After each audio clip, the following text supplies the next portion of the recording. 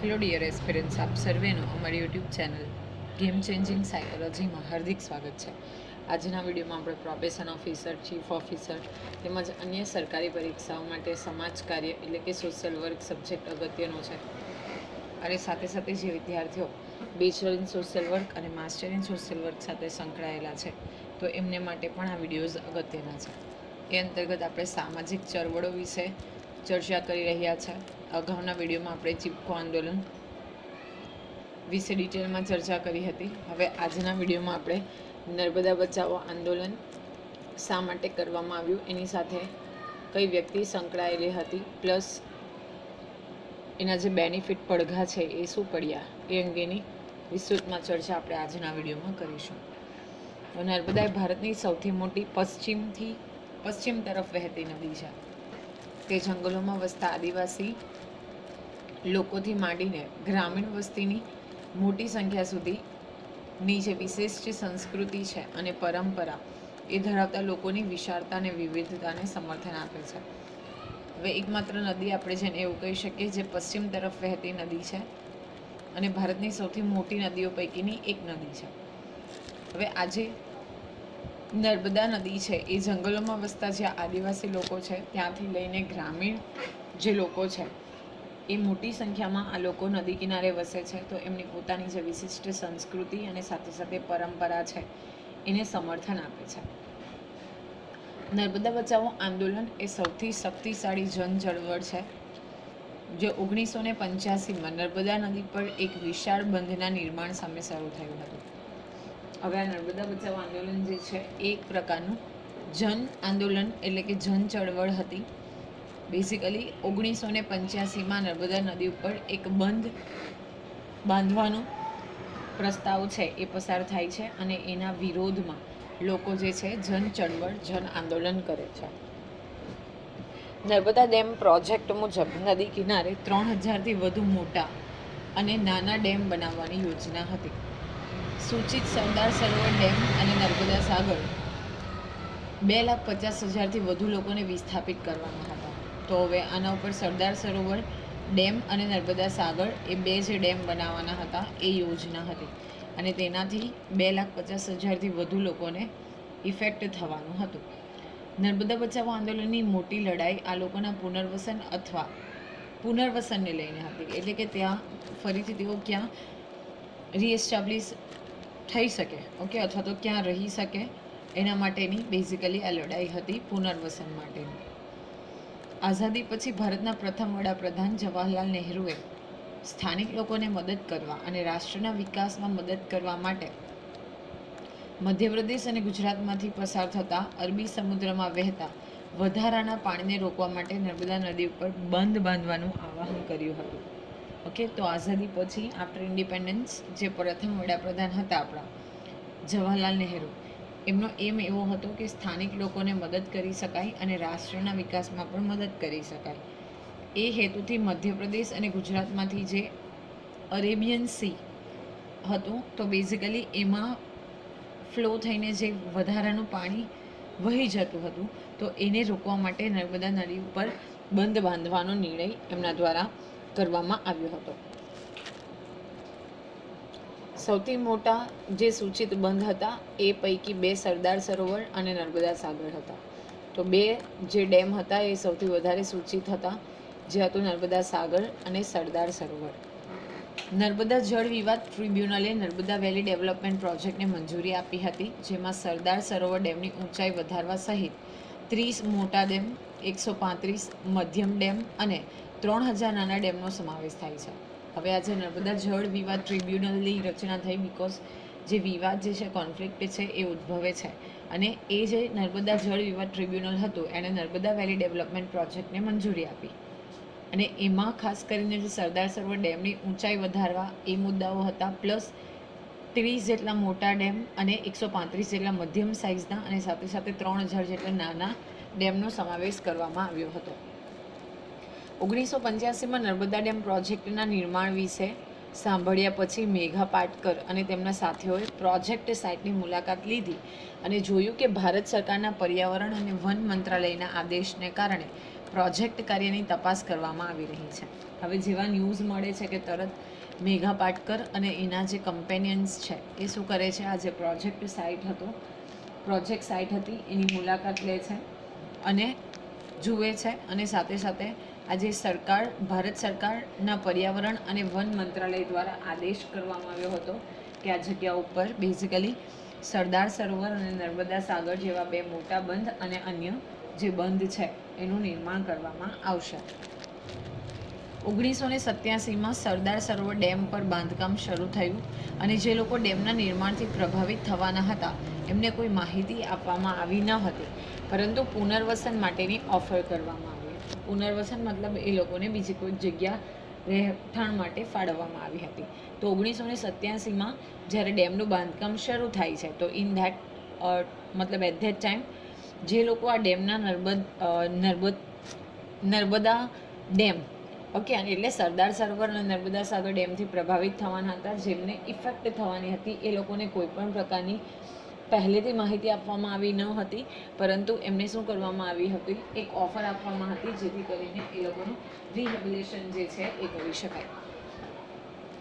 મે 1990માં નર્મદા બચાવો આંદોલને નવી દિલ્હીમાં વીપી સિંહના નિવાસસ્થાને 2000 વ્યક્તિઓની 5 દિવસની ધારણાનું આયોજન કર્યું હતું, જેણે વડાપ્રધાનને પ્રોજેક્ટ પર પુનર્વિચાર કરવા માટે રાજી કર્યા હતા. હવે શું થાય છે, નવી દિલ્હીમાં વીપી સિંહ એ સમયે આપણા વડાપ્રધાન હોય છે, તો ત્યારે જે લોકો છે એમના નિવાસસ્થાને જઈને દેખાવ કરે છે, મતલબ ઓપોઝ કરે છે. ડિસેમ્બર 1990માં આશરે 6000 પુરુષો અને સ્ત્રીઓએ નર્મદા જન વિકાસની શરૂઆત કરી. સંઘર્ષ યાત્રા that is Narmada people's progress struggle march 200 કિલોમીટરથી વધુની કૂચ જે છે એ લોકો કરે છે. જાન્યુઆરી 1991માં બાબા આમટે અને 7 સભ્યોની ટીમે અનિશ્ચિત સમયની ભૂખ હડતાલ શરૂ કરી અને જે લગભગ 22 દિવસ સુધી ચાલુ રહી અને મરણોત્તર તેઓ ધારણા કરવા માટે પ્રતિબદ્ધ થયા.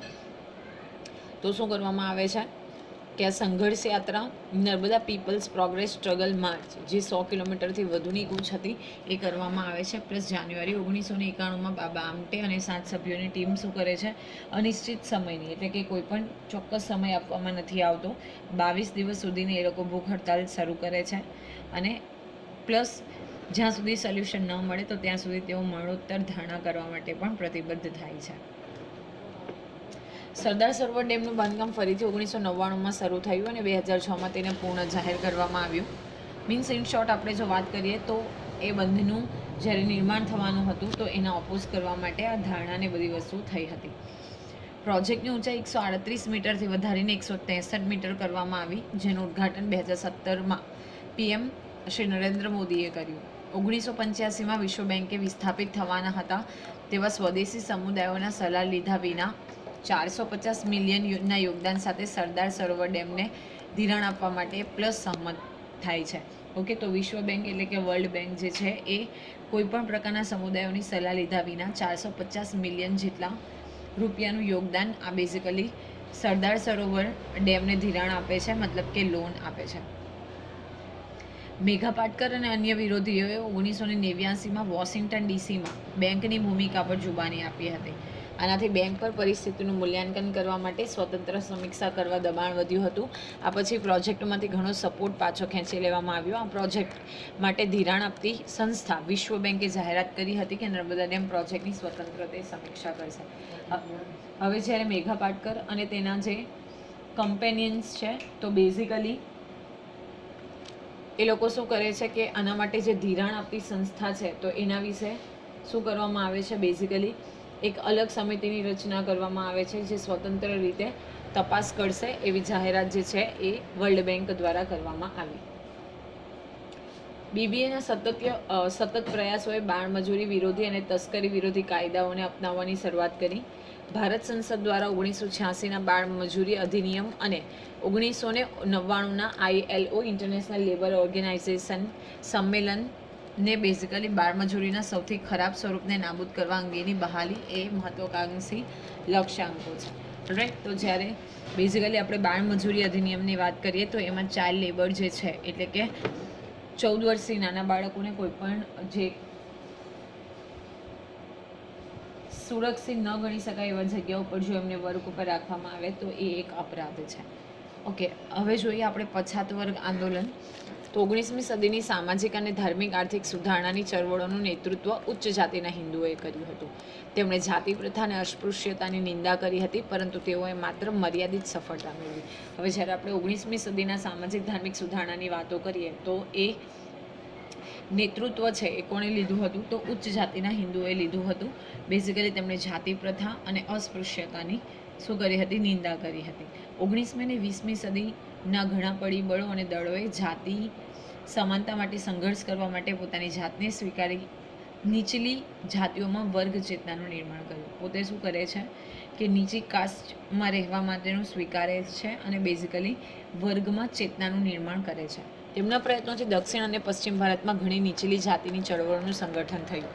આ ચળવળોએ ઘણા પરિબળોના સંયોજન દ્વારા પ્રોત્સાહિત કરવામાં આવ્યા, જેમ કે બ્રિટિશની ભાગલા પાડો અને રાજ કરોની નીતિ, પશ્ચિમી શિક્ષણ પ્રણાલીનો વિકાસ, સામાન્ય ભારતીય દંડ સંહિતા 1961 અને ફોજદારી કાર્યવાહી સંહિતા 1972, રેલવે નેટવર્ક, રાષ્ટ્રીય ચેતનાની વૃદ્ધિ અને આધુનિક રાજકીય લોકપ્રિયતા. આનાથી એક સામાજિક અને રાજકીય વાતાવરણ ઊભા થયું જેમાં જાતિ વ્યવસ્થાનો કોઈ બચાવ થઈ શકે નહીં. તો શું થાય છે કે ઘણી બધી જાતિની ચળવળોનું સંગઠન ચાલુ થાય છે અને એ માટે ઘણા જે પરિબળો હતા એને પ્રોત્સાહિત કરે છે, જેમ કે બ્રિટિશની જે ભાગલા પાડો અને રાજ કરોની નીતિ હતી, જેનાથી વેસ્ટ બેંગાલ એટલે કે જે બેંગાલ હતું તો એના ભાગલા પાડવામાં આવે છે. ધેન આફ્ટર પશ્ચિમી શિક્ષણ પ્રણાલીનો વિકાસ એટલે કે જે ઇંગ્લિશ એજ્યુકેશનનું ડેવલપમેન્ટ થાય છે. ભારતીય દંડ સંહિતા 1864 જેવા પરિબળો જે છે બેઝિકલી આમાં ભાગ ભજવે છે. હવે આપણે જોઈએ સૌપ્રથમ સત્યશોધક સમાજ. તો પશ્ચિમ ભારતમાં જ્યોતિરાવ ગોવિંદરાવ ફૂલે તેમના સત્યશોધક સમાજ દ્વારા નીચલી જાતિના ઉત્થાન માટે સંઘર્ષ કર્યો હતો. તો યાદ રાખવાનું છે કે જ્યોતિરાવ ફૂલે અથવા તો જ્યોતિબા ફૂલે તરીકે પણ ઓળખાય છે. ફૂલ નામ તમને આપ્યું છે જ્યોતિરાવ ગોવિંદરાવ ફૂલે. એ સત્યશોધક સમાજની સ્થાપના કરે છે અને જે નીચલી જાતિના ઉત્થાન માટે પોતે શું કરે છે? સંઘર્ષ કરે છે. પેશવાના પરિવારને ફૂલ સપ્લાય કરતી માળી જ્ઞાતિના હોવાને કારણે તેમને અપમાન સહન કરવું પડ્યું હતું, જેના કારણે તેઓ જાતિની અસમાનતાઓ સામે આવ્યા હતા. બેઝિકલી આપણે વાત કરીએ તો આ પરિવાર જે હતો એ ફૂલ સાથે એટલે કે માળી જ્ઞાતિ સાથે સંકળાયેલો હતો અને એને કારણે એને અપમાન સહન કરવું પડ્યું હતું અને કારણે શું કરે છે? પોતે જે જાતિની અસમાનતાઓ હતી એની સામે તેઓ આવે છે. તેમણે ધર્મના નામે બ્રાહ્મણવાદી વર્ચસ્વની આકરી ટીકા કરી. નબળા વર્ગોની ઉપેક્ષા કરવા બદલ તેઓ ભારતીય રાષ્ટ્રીય કોંગ્રેસની પણ ટીકા કરતા હતા. ઓકે, અને શું કરે છે કે ધર્મના નામે જ્યારે એ સમયની આપણે વાત કરીએ તો બ્રાહ્મણ જે કમ્યુનિટી હતી એનું વર્ચસ્વ હતું, તો એની પણ પોતે શું કરે છે? ટીકા કરે છે. એમની સંસ્થા એટલે કે સત્યશોધક સમાજ જે છે એનો મુખ્ય ઉદ્દેશ્ય સમાજના નબળા વર્ગો માટે સામાજિક ન્યાય પ્રાપ્ત કરવાનો હતો. તેમણે તમામ જાતિના બાળકો અને મહિલાઓ માટે સંખ્યાબંધ શાળાઓ, અનાથાલયો ખોલ્યા હતા. શું હતો એમનો જે મેઇન એમ હતો? એ નબળા વર્ગ માટે સામાજિક ન્યાય આપવાનો હતો અને એટલા માટે શું કરે છે? દરેક જાતિના બાળકો અને મહિલાઓ માટે શાળાઓ, અનાથાલય એટલે કે ઓર્ફનેજના જે હાઉસીસ છે એ એમના દ્વારા ખોલવામાં આવે છે. તેઓ 1876માં પૂના મ્યુનિસિપલ કમિટીના સભ્ય તરીકે ચૂંટાયા. એમના લખાણોમાં ધર્મ, તૃતીય રત્ન, ઈશારા, શિવાજી વગેરેના જીવનનો સમાવેશ થાય છે. રાઈટ, તો બેઝિકલી શિવાજીનું જે જીવન કવન હતું તો એનો સમાવેશ એમના લખાણની અંદર આપણે જોઈ શકીએ છીએ. 1888માં તેમને મહાત્માના બિરુદથી નવાજવામાં આવ્યા હતા. અગત્યનું છે. ઓકે, દર વખતે મહાત્મા ગાંધીજી એ આન્સર રાઈટ નથી હોતો. ઓકે, તો આ જ્યોતિરાવ ફૂલે છે એમને પણ 1888માં મહાત્માના નામથી બિરુદથી નવાજવામાં આવે છે, એટલે કે મહાત્માનું બિરુદ એમને આપવામાં આવ્યું હતું. ટૂંક સમયમાં ડૉક્ટર બી.આર. આંબેડકરે 20મી સદીમાં ભારતીય રાષ્ટ્રીય ચળવળના ભાગરૂપે હતાશ જાતિઓના કારણ માટે લડવાની જવાબદારી લીધી હતી અને તેમના પ્રયાસો ભારતના બંધારણમાં સામાજિક રીતે વંચિત વર્ગો માટે આરક્ષણ પ્રણાલીના અમલના સ્વરૂપમાં પરિણમ્યા. ત્યાર પછી શું થાય છે કે ડૉક્ટર બી.આર. આંબેડકર એટલે કે ભીમરાવ આંબેડકર જે છે એ જે આ નિમ્ન જાતિઓ છે એમના માટે લડવાની જવાબદારી લે છે અને એમના અથાગ પ્રયત્નને કારણે જે સામાજિક રીતે વંચિત વર્ગો હતા તો એના માટેની જે આરક્ષણની જોગવાઈ એટલે કે રિઝર્વેશનની જોગવાઈ આજે પણ આપણે ભારતના બંધારણમાં જોઈ શકીએ છીએ. નેક્સ્ટ છે શ્રી નારાયણ ધર્મ પરિપાલન યોગમ ચળવળ. તો શ્રી નારાયણ ગુરુના નેતૃત્વમાં કેરળમાં બિન બ્રાહ્મણ ચળવળનું પ્રતિબિંબ જોવા મળ્યું, જેઓ પછાત એઝવા જાતિના હતા. ઓકે, તો કેરળમાં પોતે શું કરે છે, બ્રાહ્મણ નથી એટલે કે બિન બ્રાહ્મણ ચળવળ, જે બ્રાહ્મણ નથી એ માટેની એક ચળવળ થાય છે અને તેઓ પછાત જાતિના એઝવા જાતિના હતા. કોણ? તો નારાયણ ગુરુ. તેમણે કેરળ રાજ્યની બહાર પણ તેની શાખાઓ સાથે SNDP યોગમની સ્થાપના કરી, એટલે કે આ ધર્મ પરિપાલન યોગમ ચળવળની પોતે સ્થાપના કરે છે. અસ્પૃશ્યતાની પ્રથાને જળમૂળથી નાબૂદ કરવા તેમણે એઝાવાસના ઉત્થાન માટે 2 મુદ્દાનો કાર્યક્રમ શરૂ કર્યો. પોતે એઝવા કમ્યુનિટીના હતા, એટલે જે એઝાવાસ એટલે કે એરિયામાં રહેતા લોકો હતા એના ઉત્થાન માટે એ કાર્યક્રમ શરૂ કરે છે. બીજા પગલા તરીકે નારાયણ ગુરુએ સંખ્યાબંધ મંદિરોનું નિર્માણ કર્યું, જે તમામ જાતિઓ માટે ખુલ્લા જાહેર કરવામાં આવ્યા. પ્લસ જે આ એઝવા જાતિના લોકો હતા અથવા તો નિમ્ન કમ્યુનિટીના લોકો હતા, જેમને ઇક્વલી ટ્રીટ કરવામાં આવતા ન હતા, તો એમના માટે એ શું કરે છે, ઘણા બધા મંદિરોનું નિર્માણ કરે છે અને આ મંદિરો દરેક જાતિઓ માટે ખુલ્લા જાહેર કરવામાં આવે છે. તેમણે લગ્ન, ધાર્મિક પૂજા અને અંતિમ સંસ્કાર સંબંધિત ધાર્મિક વિધિઓ પણ સરળ બનાવી. નારાયણ ગુરુએ અસ્પૃશ્ય જૂથોને પછાત વર્ગમાં પરિવર્તન કરવા નોંધપાત્ર સફળતા મેળવી હતી. તો જે અસ્પૃશ્ય જૂથો હતા તો એને પણ એ પોતે શું કરે છે કે પછાત વર્ગમાં પરિવર્તિત કરવા માટે નોંધપાત્ર સફળતા મેળવે છે. તેમણે ચતુર્વર્ણમાં તેમની શ્રદ્ધા માટે ગાંધીની ટીકા કરી, જેને તેઓ જાતિ વ્યવસ્થા અને અસ્પૃશ્યતાના પિતૃ માનતા હતા, અને તેમણે એક નવું સૂત્ર આપ્યું, માનવજાત માટે એક ધર્મ, એક જાતિ અને એક ભગવાન. તો આ પણ અગત્યનું છે કે શ્રી નારાયણ ગુરુ છે એ શું કરે છે કે અસ્પૃશ્યતાને દૂર કરવા અને જાતિ વ્યવસ્થા જે હતી એને દૂર કરવા માટે બેઝિકલી એક નવું સૂત્ર આપે છે, માનવજાત માટે એક ધર્મ, એક જાતિ અને એક ભગવાન. ઓકે, દરેક જે માનવો છે એનો એક જ ધર્મ હોવો જોઈએ, એની જાતિ પણ એક હોવી જોઈએ અને એક ભગવાન, એવું સૂત્ર શ્રી નારાયણ ગુરુ જે છે એ આપે છે, જેમના દ્વારા નારાયણ ધર્મ પરિપાલન યોગમ ચળવળ જે છે ચલાવવામાં આવી હતી. નેક્સ્ટ છે જસ્ટિસ પાર્ટી. તો 19મી સદીના હિન્દુ પુનરુત્થાનવાદ દ્વારા રજૂ કરાયેલ આરંભિક રાષ્ટ્રવાદી ચળવળની પ્રતિક્રિયામાં, જેના કારણે બ્રાહ્મણ જાતિની સ્થિતિમાં સુધારો થયો હતો, મદ્રાસ પ્રેસિડેન્સીના બિન બ્રાહ્મણોએ વસાહતી શાસનને દૂર કરવાનો પ્રયાસ કર્યો, એવી આશામાં કે વિદેશી શાસન તેમની સ્થિતિનું રક્ષણ કરશે અને વસ્તીમાં શક્તિ તફાવતોને કંઈક અંશે તટસ્થ કરવામાં આવશે. તો શું થાય છે કે 19મી સદીમાં હિન્દુના જે પુનરુત્થાનવાદ છે તો એના દ્વારા એક ચળવળ ક્રિયા કરવામાં આવે છે અને બ્રાહ્મણ જાતિની એને કારણે શું થાય છે કે બ્રાહ્મણ જાતિની જે સ્થિતિ છે એમાં સુધારો થાય છે, અને એટલા માટે જે મદ્રાસ પ્રેસિડેન્સીના બિન બ્રાહ્મણો હતા તે શું કરે છે કે જે વસાહતી શાસન આવે છે તો એને દૂર કરવાનો પ્રયત્ન કરવામાં આવે છે. સરકારી કચેરીઓમાં બ્રાહ્મણોની વર્ચ્યુઅલ ઇજારાશાહીને આધાર તરીકે સાક્ષરતાના મહત્વને ધ્યાનમાં રાખીને બિન બ્રાહ્મણ ઉચ્ચ વર્ગે શિક્ષણ દ્વારા તેમના સમુદાયોને આગળ વધારવાનો પ્રયત્ન કર્યો. હવે આપણે જો સરકારી કચેરીની વાત કરીએ તો એ સમયે બ્રાહ્મણોની ઇજારાશાહી હતી, એટલે મેક્સિમમ જે બ્રાહ્મણ કમ્યુનિટી હતી તો એ લોકો હતા. તો એને આધાર રાખીને શું કરવામાં આવે છે, આ જે બિન બ્રાહ્મણ વર્ગ હતો એટલે કે જે બ્રાહ્મણમાં નહીં આવતા હતા પરંતુ ઉચ્ચ વર્ગમાં સામેલ હતા, તો તે લોકો શિક્ષણ દ્વારા પોતાના સમુદાયને આગળ વધારવાનો પ્રયાસ કરે છે.